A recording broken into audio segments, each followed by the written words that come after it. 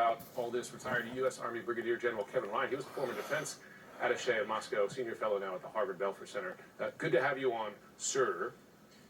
You, like other military analysts that we speak to on this program, not all of them, but some of them, have said that there are signs that Russia's military is stretched out thin, struggling to achieve its goals, stalled to some degree. I wonder, is that reversible?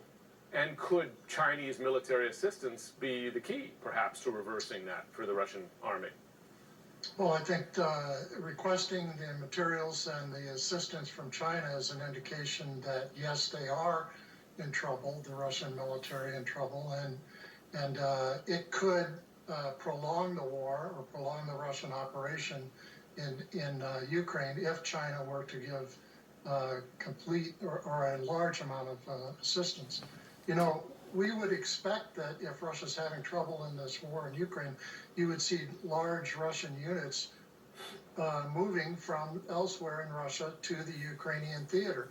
This is what they did before the war to give themselves troops. So where are these units now? Well, they're simply not available. Russia's out of available combat forces to put into this fight. So they're turning to foreign fighters and Chechens and mercenary groups like Wagner. Remarkable.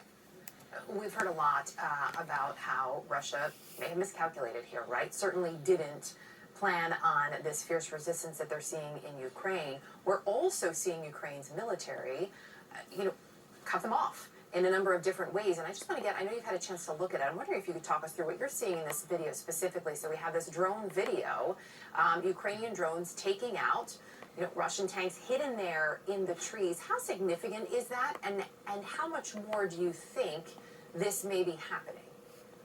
Well, this video is even more complex than drones finding vehicles and shooting them. This is a drone that is finding the target, finding the location, and then it's hard to tell with this video, but I counted at least 20 impacts or explosions. So this is an artillery barrage coming from another location. So you've got a surveillance drone telling an artillery unit where the targets are, and they're working in tandem. So this is very complex and shows a lot of training on the Ukrainian part. General Ryan, you have said you do not believe that Putin will use chemical weapons because of the likely Western response. We spoke to a member of the Ukrainian parliament last hour who expressed his concern that if Putin were in effect cornered, backed up against a wall, facing defeat, that the calculus changes. I want to play his comments and get your reaction. We should always remember Hitler. His last days in bunker were also about Wunderwaffe, a miracle weapon to change the world and to destroy the world. I hope and I believe that Putin will not be able to push the red button during the last days in his bunker.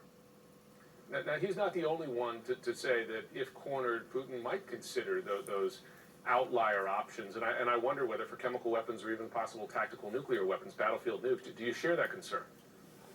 Yeah, I share the concern, but I think maybe Hitler is an instructive example. Hitler didn't use them. He didn't, and even up until the last moment, didn't use them. Putin and his government have said they would use weapons of mass destruction, nuclear and chemical, well, not chemical, but nuclear, if the regime's survival was at stake, and I don't think we're there yet. Before we let you go, former DNI James Clapper said at some point we're going to have a confrontation with Russia, that it is not a question of if, it is a question of when. Do you agree? I agree completely. You know, this is a war with NATO. Russia sees itself as at war with NATO, and the battle in Ukraine is only a phase of that. So the United States and NATO, I think, need to figure out when and how they're going to engage in this conflict with Russia. Apparently, we don't want to do it right now, but I think we should begin to have a presence in Ukraine. Wow. Be quite a development. Indeed. Brigadier General Kevin Ryan, thanks so much for joining us. Thank you.